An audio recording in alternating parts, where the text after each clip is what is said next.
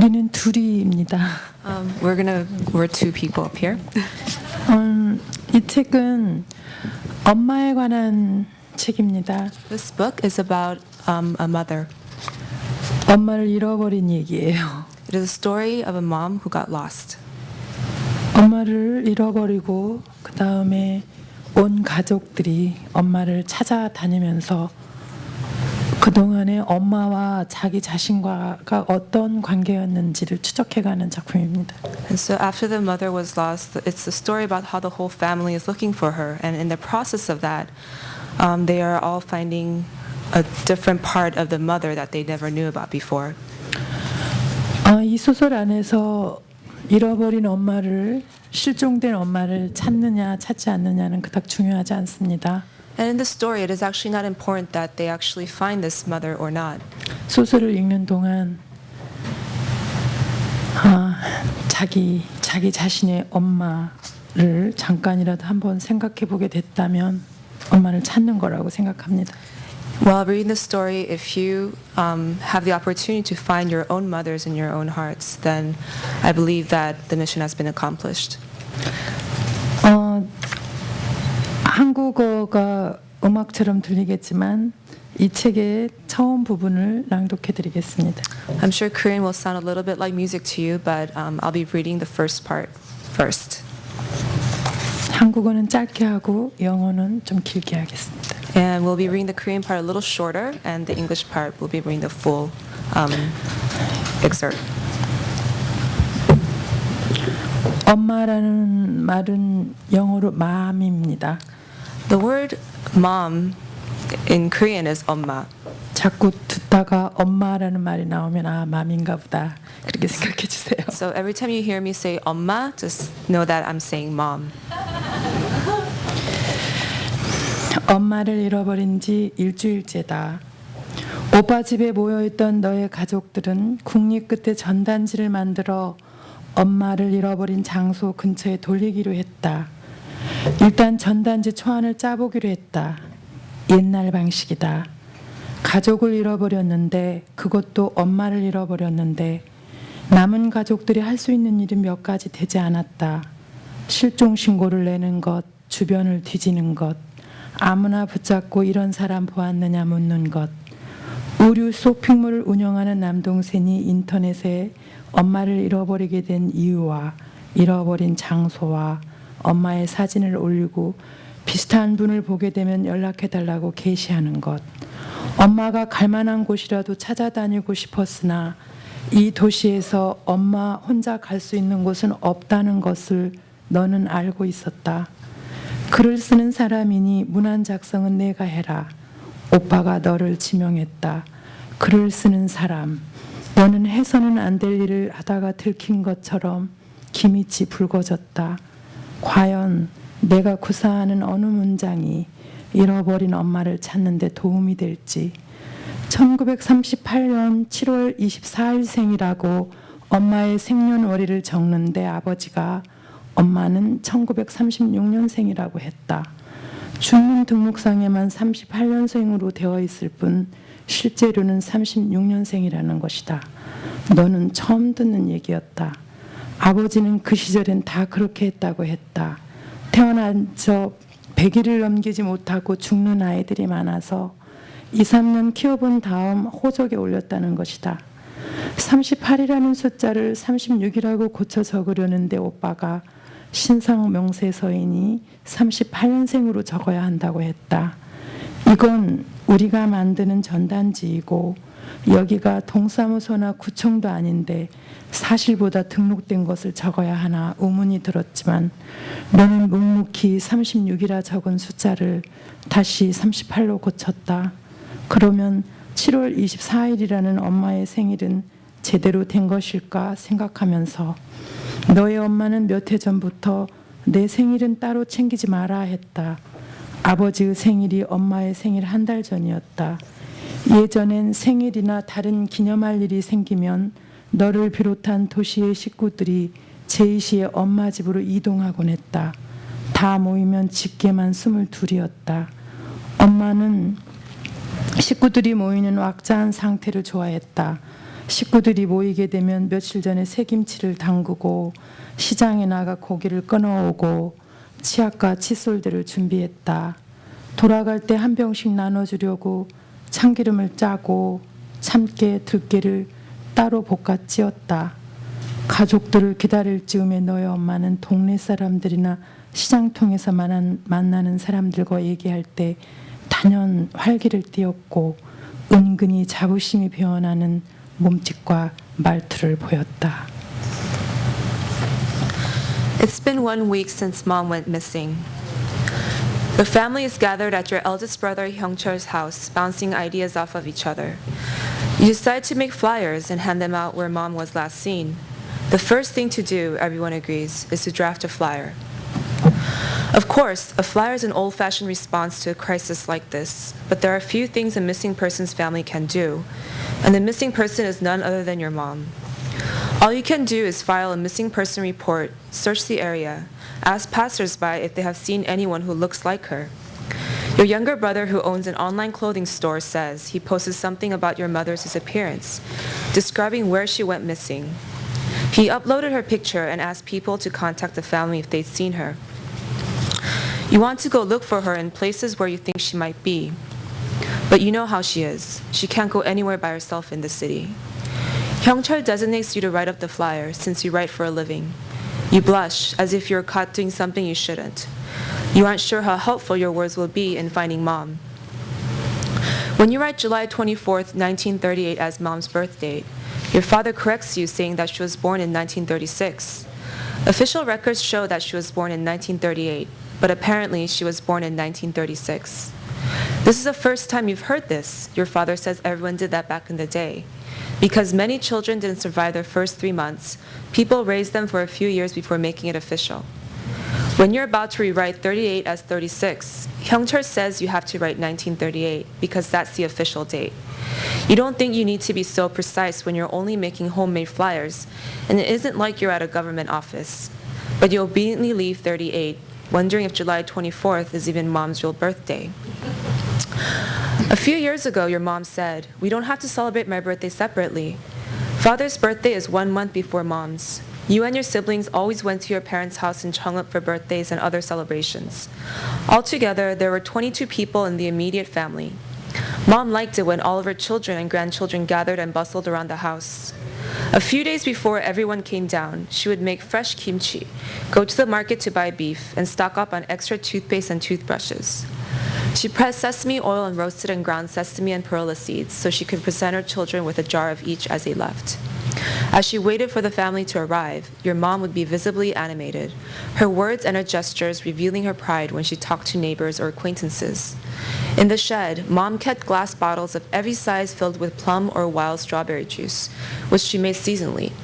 Mom's jars were filled to the brim with tiny fermented croaker-like fish or anchovy paste, or fermented clams that she was planning to send to the family in the city.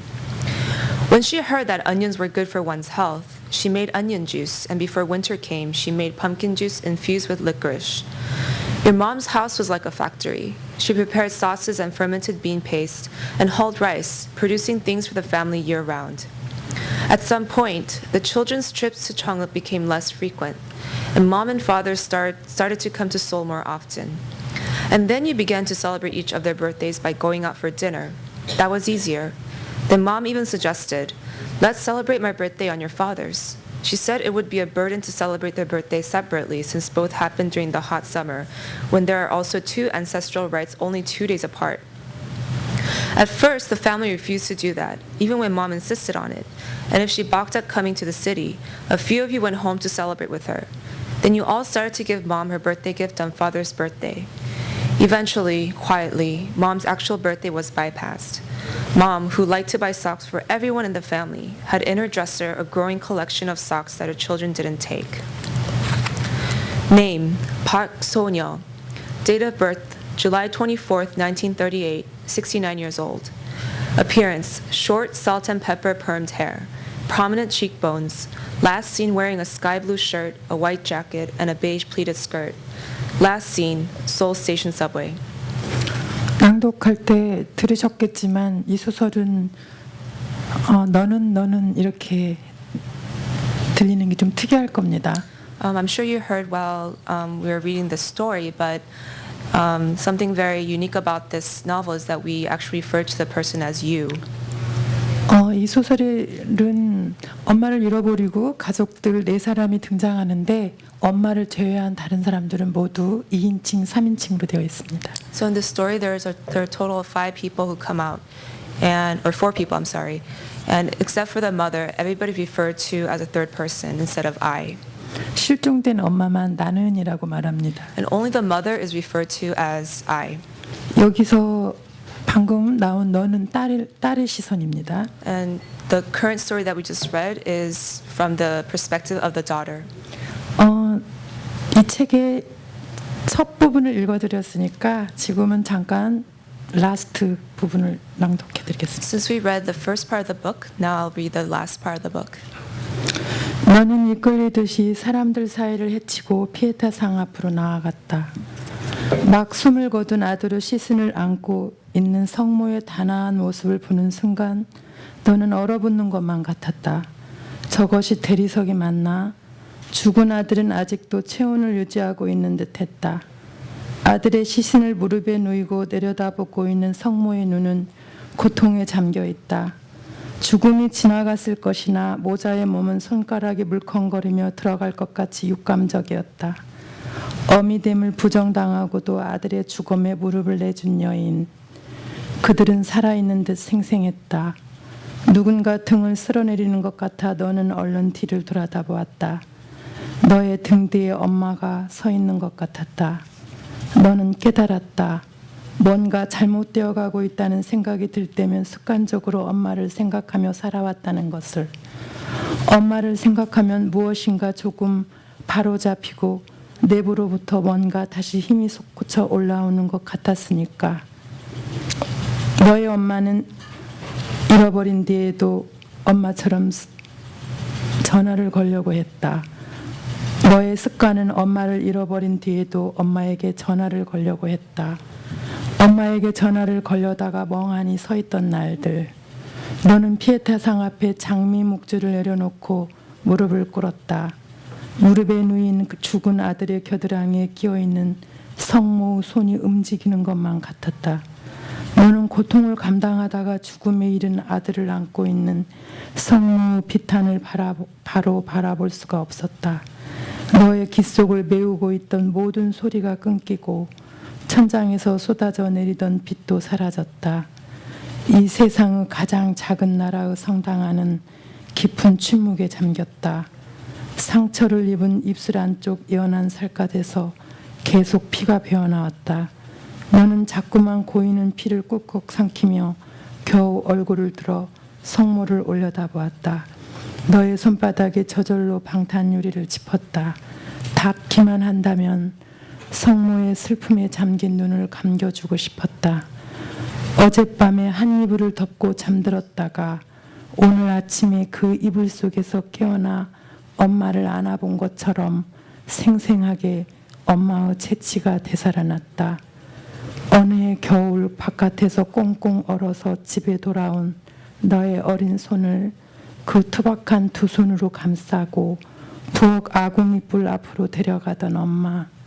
이런 손이 얼음장이구나.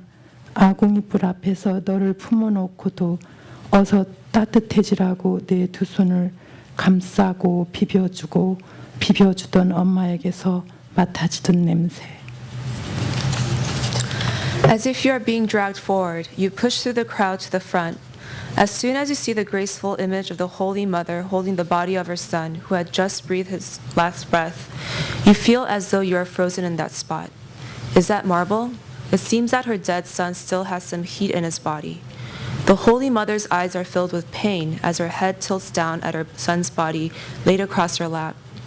Even though death has already touched them, their bodies seem real, as if a poking finger would dent their flesh. The woman who was denied her motherhood still gave her lap to her son's body.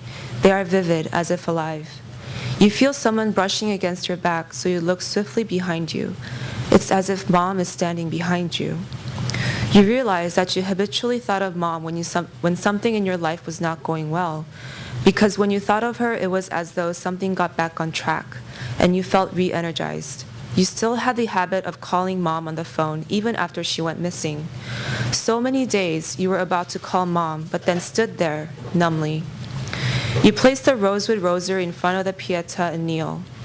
It's as if the Holy Mother's hand, cradling her dead son under his armpit, is moving.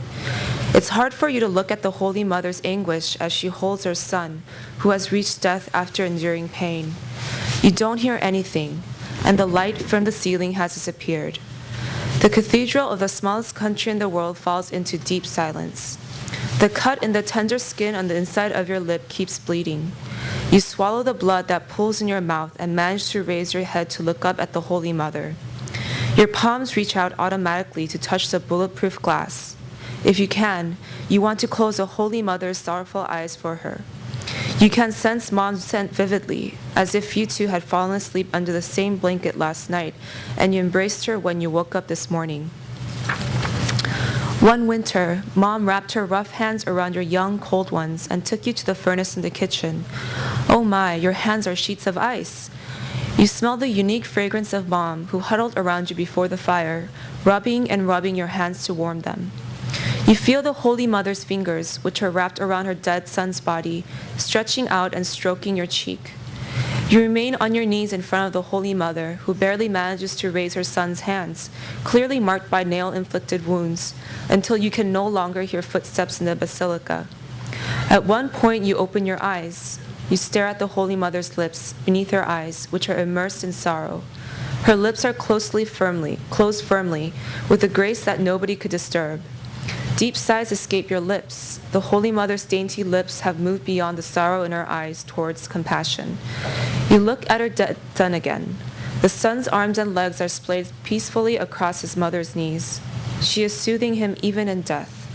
If you told anyone in the family that you were going on a trip, they would have taken that to mean that you had given up on finding Mom. Since you had no way to convince them otherwise, you came to Rome without telling anyone. Did you come here to see the Pieta? When Eubin suggested that you join him in Italy, you might have unconsciously thought of this sculpture. Perhaps you wanted to pray in this place, pray that you could see for one last time the woman who lived in a small country attached to the edge of the vast Asian continent to find her, and this is why you came here. Then again, maybe that wasn't it. Maybe you already understood that Mom didn't exist in this world anymore. Maybe you came here because you wanted to plead, please don't forget Mom. Please take pity on Mom. But now that you see the statue on the other side of the glass, sitting on a pedestal, embracing with her frail arms all of mankind's sorrow since the creation, you can't say anything. You stare at the Holy Mother's lips intently. You close your eyes, back away, and leave that place. A line of priests passes, probably on their way to celebrate Mass. You walk out to the entrance of the basilica and look down, dazed, at the piazza surrounded by long cloisters and enshrined in brilliant light. And only then do the words you couldn't say in front of the statue leak out between your lips. Please, please look after Mom.